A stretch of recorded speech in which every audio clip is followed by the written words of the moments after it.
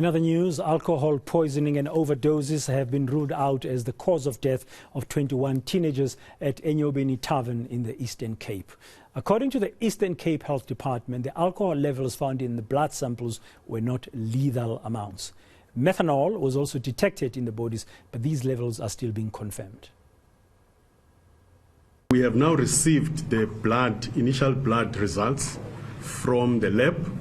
And those blood results, the first three findings are for blood alcohol levels, carbon monoxide levels, and preliminary qualitative methanol level results.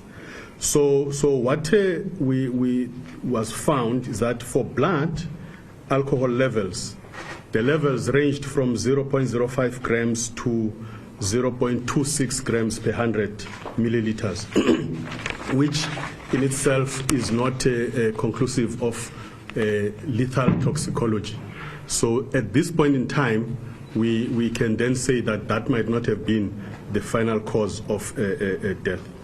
Then the second layer of results that came through was that of carbon monoxide, which also was ranging from 3.3 to 21% saturation of hemoglobin.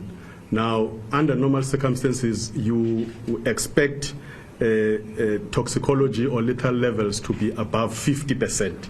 So again, the understanding is that this might not yet be the final cause of what we are looking at as the cause of lethal toxicology.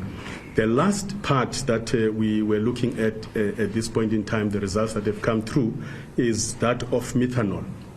Now, methanol has been detected in all the 21 individuals that was there.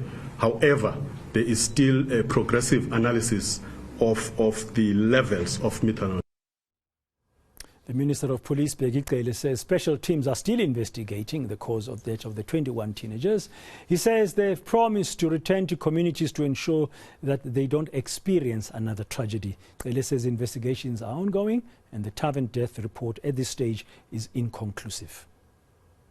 Did commit that we'll come back to this community and find out what can we do so that we don't experience the same encounter of what has happened, where we lose so many young lives.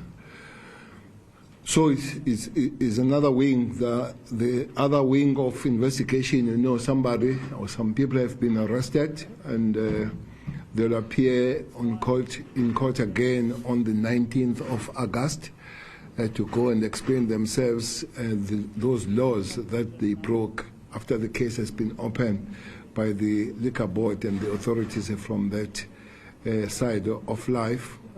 The police are here, created a special investigation team from the both provincial and the head office, since we take the matter very, very serious. And we hope that you will find out as the case continues what really happened on that particular day from the side of breaking the law. Investigations are continuing. We're not ruling out any form of finding other people that will be able to answer and give accountability of what happened on that particular day. Cele also says there are no evident links between the recent spate of tavern shootings in different parts of the country. He says police are working tirelessly to find the people responsible and bring them to book. He was speaking at that same briefing where he gave the updates about the eNCA Tavern tragedy. There is this narrative that is growing to say this is terrorism, this is organized. Up to this point in Ndogohle, there is no evidence whatsoever that these are organized issues. I've given the different scenarios on different places.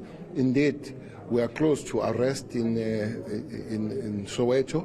We haven't, but as I've said, in Maritzburg, we have arrested 5 people, and the motive there has got nothing to do with the motive that we have in Mamelodi, where people were shot and where one person was shot and killed. that person was hunted by his acquaintance or by his own friend for their financial differences. Know that when you go to Lenasia, where people were seated just around fire, they were not even in the ship and they were shot.